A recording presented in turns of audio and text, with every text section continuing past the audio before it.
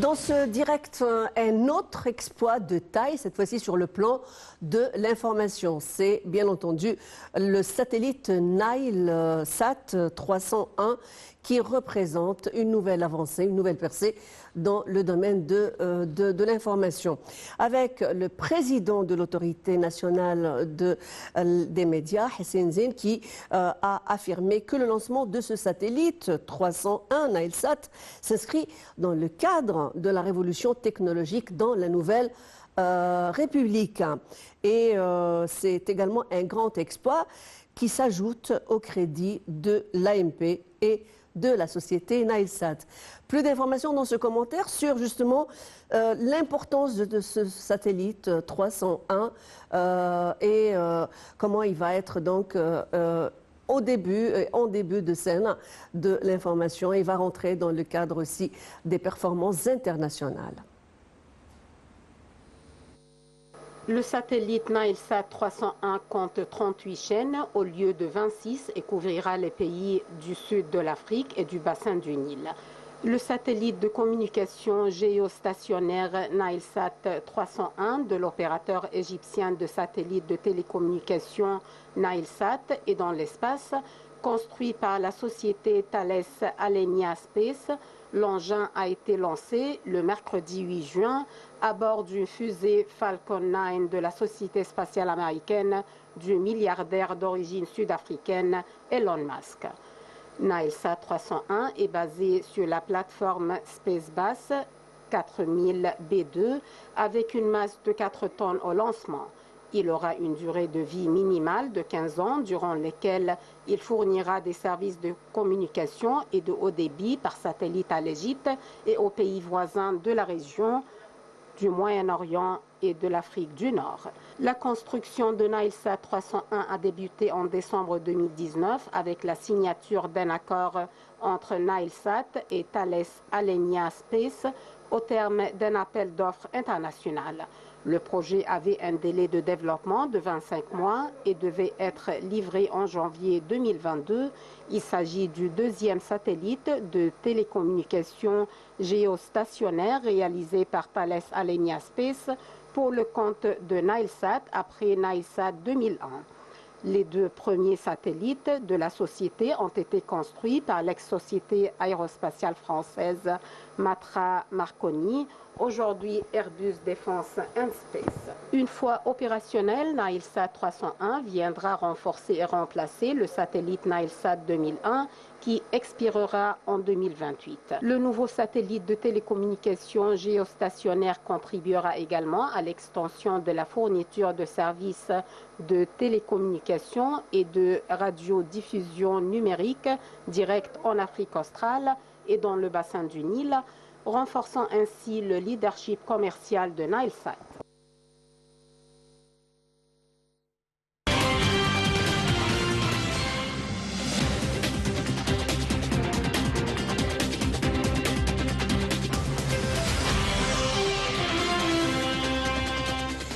Et on reste toujours dans le côté ou sur la voie de l'exploit, donc le renouveau, la modernité, l'évolution, mais aussi la place qui revient de droit à la République arabe d'Égypte sur le plan économique et stratégique mondial.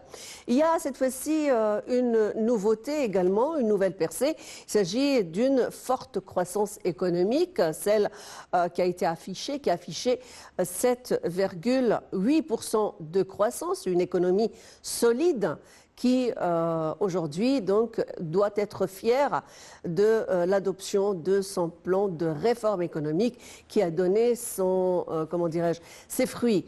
Aujourd'hui donc l'économie égyptienne a affiché un taux de croissance, une forte croissance de 7,8% au terme des 9 premiers mois de l'exercice financier 2021-2022.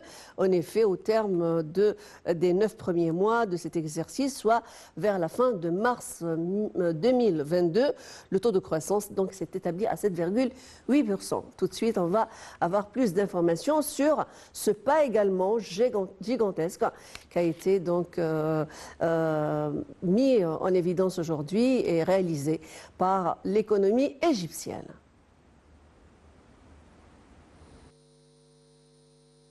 L'économie égyptienne a affiché une forte croissance de 7,8% au terme des 9 premiers mois de l'exercice 2021-22. En effet, au terme des 9 premiers mois de cet exercice, soit à fin mars 2022, le taux de croissance s'est établi à 7,8%. Et sur toute l'année fiscale 2021-22, celui-ci devrait atteindre 6,2% selon le ministère du Plan et du Développement économique. Cette progression résulte de l'évolution favorable de nombreux secteurs d'activité. C'est le cas du secteur de la restauration et de l'hôtellerie qui a affiché une croissance de 62,8%. Après 2 années de crise sanitaire liée à la pandémie du coronavirus, le tourisme égyptien se reprend grâce à la réouverture des frontières dans le sillage de la chute des contaminations au Covid-19. Les arrivées de touristes augmentent fortement et la première destination touristique africaine qui a rapidement rouvert ses frontières compte tirer profit de l'embellie. Outre le tourisme, les télécommunications avec le développement des services Internet à haut débit, le canal de Suez, l'industrie manufacturière et le bâtiment connaissent des croissances solides de respectivement 16,4%, 13%, 10,3% et 8,2%. Les industries alimentaires, chimiques et pharmaceutiques, les matériaux de construction et les appareils ménagers se sont développés et il y a eu une hausse des exportations industrielles de produits chimiques, plastiques et d'engrais. Ces exportations ont bénéficié fortement de l'évolution favorable des cours sur le marché mondial, notamment pour ce qui concerne les engrais, dont les cours flambent depuis le déclenchement de la guerre Russie-Ukraine. Pour ce produit, l'Égypte est très compétitive grâce notamment à la disponibilité de ressources gazières importantes découvertes au cours de ces dernières années et qui permettent une production très compétitive des engrais.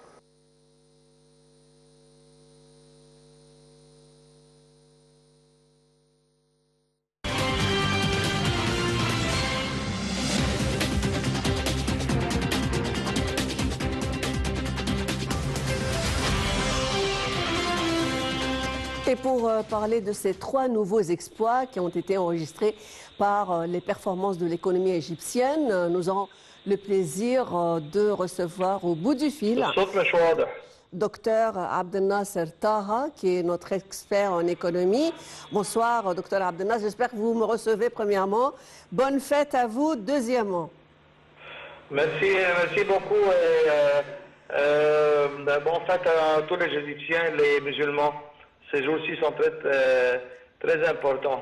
Oui, bien sûr. Et demain, ça va être un point fort. Demain, c'est le mont Arafat, la montée au mont Arafat, un des piliers de l'Hajj.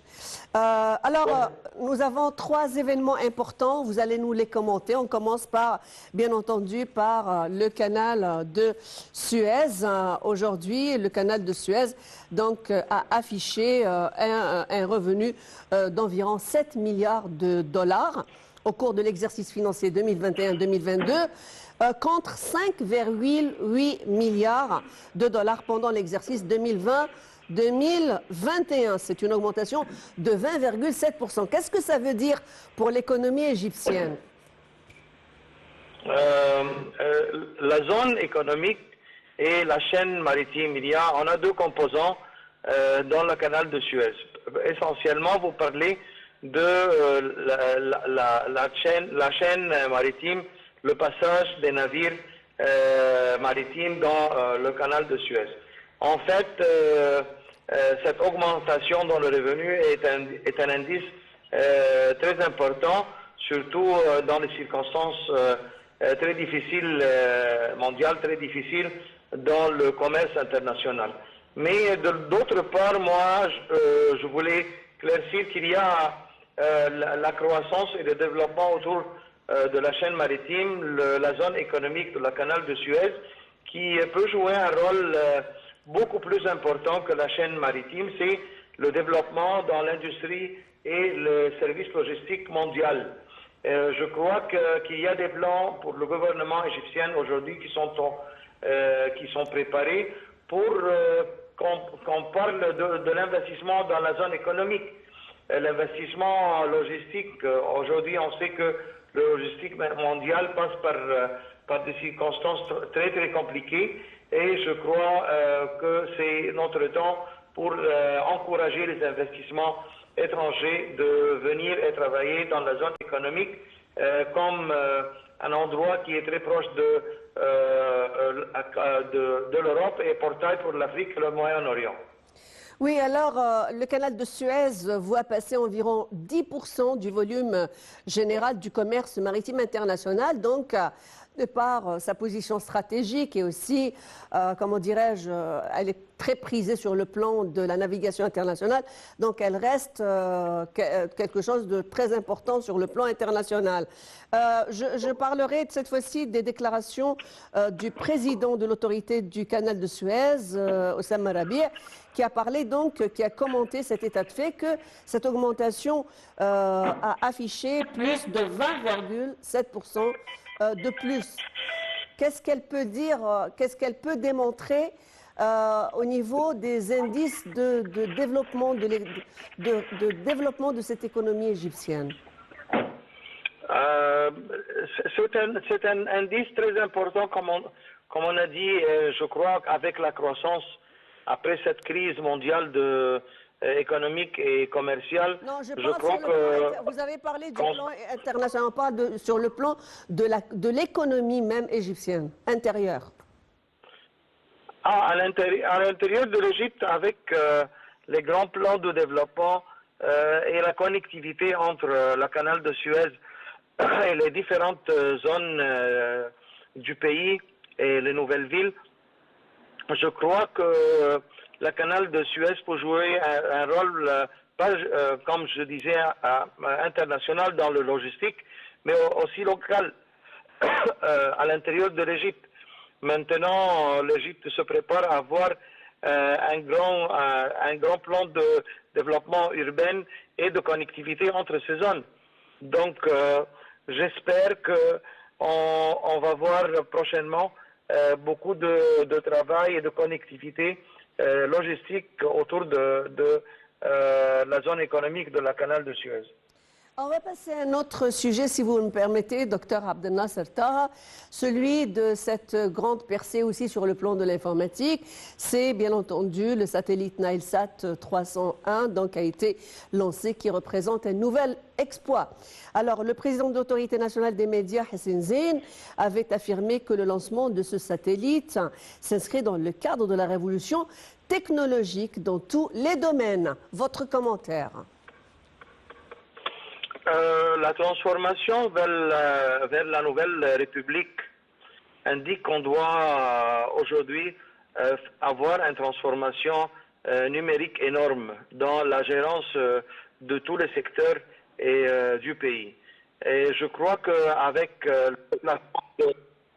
le déplacement du gouvernement vers la nouvelle capitale administrative, on a déjà commencé la transformation.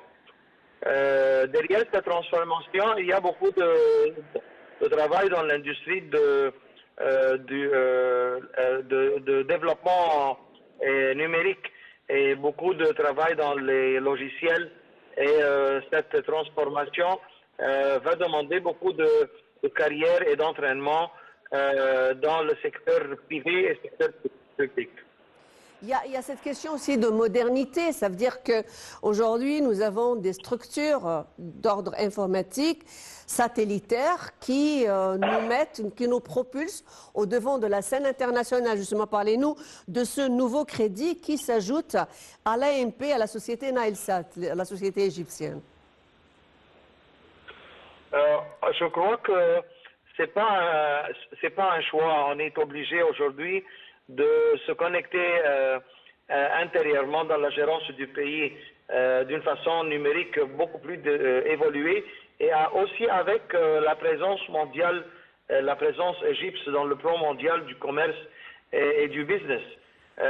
Donc les logiciels, l'informatique doit jouer un rôle immédiat dans ce type de transformation.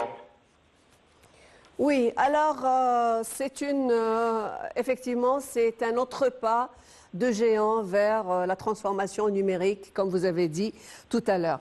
Je reviens sur notre question de base, cette troisième dimension qui a été présentée aujourd'hui comme étant un exploit énorme. Comme vous avez dit tout à l'heure, et votre prédécesseur avait dit que pendant que le monde est en pleine défaillance économique, l'Égypte affiche un développement extraordinaire. Cette fois-ci, il s'agit d'un autre exploit de l'économie égyptienne, celui de cette forte croissance, justement, de 7,8% au terme des 9 premiers mois de l'exercice 2021-2022. Commentez-nous donc techniquement comment cet exploit a été fait. Allô? Oui? Oui, je vous écoute là. Vous m'écoutez? Oui, je vois que durant les 8 dernières années ou les 6 dernières années, l'Égypte a développé énormément une infrastructure exceptionnelle. Et cette phase aujourd'hui de développement est la phase d'investir cette grande base d'infrastructures, pas uniquement dans les réseaux routiers, mais dans l'électricité, dans tous les domaines, la connectivité, les nouvelles villes, l'urbanisme, et aussi le déplacement et la décentralisation des services gouvernementaux. Je crois maintenant que l'Égypte a commencé depuis quelques mois à ouvrir les portes à des investisseurs étrangers pour participer avec le secteur public et privé en même temps, pour faire partie de la modernisation des grandes boîtes et des grands projets qui se passent aujourd'hui en Égypte. Je peux donner un exemple qu'il y a un plan très important pour la modernisation des ports égyptiens. Et les ports égyptiens, maintenant, il y a beaucoup de travail dans amélioration de types de services et types de gérance. Et il y a aussi des grands partenaires internationaux qui viennent participer dans ces plans. Et c'est une base ou c'est une formule de coopération entre l'Égypte et les investissements et les grandes boîtes d'investissement étrangers. À partir de maintenant, l'Égypte doit recevoir beaucoup d'investissements étrangers et encourager les investissements étrangers et faciliter l'entrée de ces boîtes dans l'économie égyptienne. Et c'est un grand pays, on a besoin de tout. Et c'est un grand pays en même temps qui se transforme. La transformation est une opportunité aussi exceptionnelle. Oui, alors, docteur Abdel Nasser, il y a également 7,8% qui se traduisent en 7,8% de confiance dans le climat de l'investissement égyptien. Comment ça s'est répercuté sur justement sur cette attirance, sur ces investisseurs qui sont venus en flot pour investir en République arabe d'Égypte? Ce climat de confiance. Vous savez que le taux de croissance était dépassé les 5 et 6% avant la pandémie du Covid. Et l'économie égyptienne a prouvé que la croissance continue malgré cette grande crise. Aujourd'hui, le développement aussi continue en Égypte et la croissance continue à développer malgré la grande crise économique de la guerre Russie-ukrainienne et malgré les grands risques mondiaux dans le commerce international.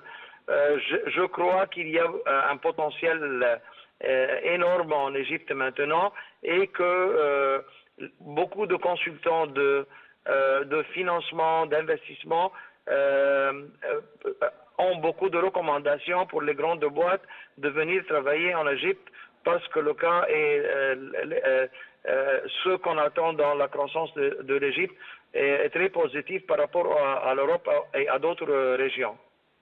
Oui, alors il y a aussi un reboostage du secteur des industries, que ce soit alimentaire, chimique ou pharmaceutique, etc., des matériaux de construction, des villes numériques, des villes intelligentes, une superstructure extraordinaire.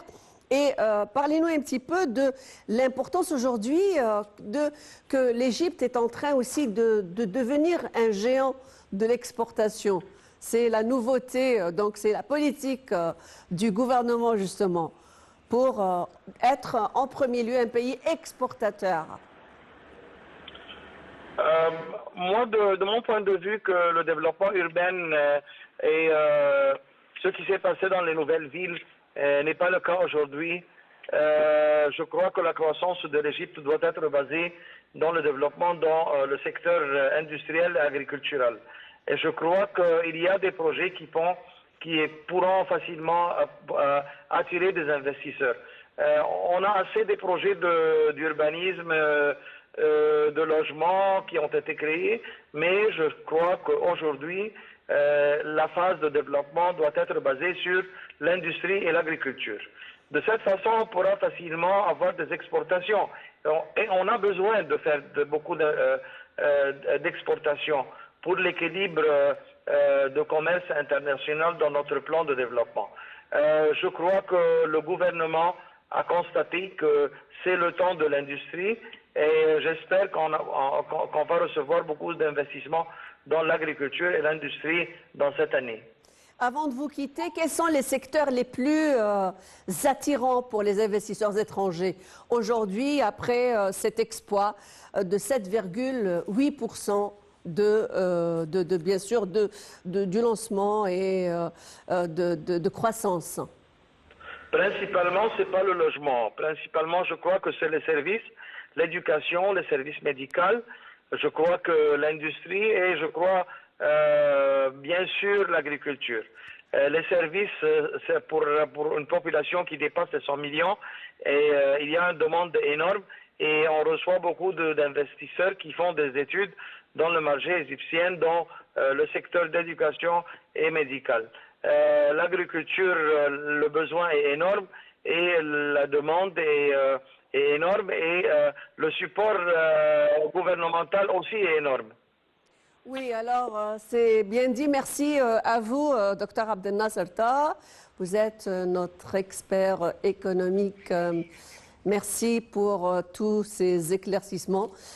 Mesdames et messieurs, nous arrivons à la fin de cette nouvelle édition de Direct pour cette soirée. Encore meilleurs vœux de joie, de bonheur, de prospérité à l'occasion de la fête du Grand Bayram, Aïd al-Adha. Et demain, Inch'Allah, sera un grand jour pour tous les musulmans du monde à qui nous adressons nos meilleurs vœux. Ce sera donc la montée au mont Arafat à toutes et à tous. Merci d'avoir été nombreux à nous suivre ce soir.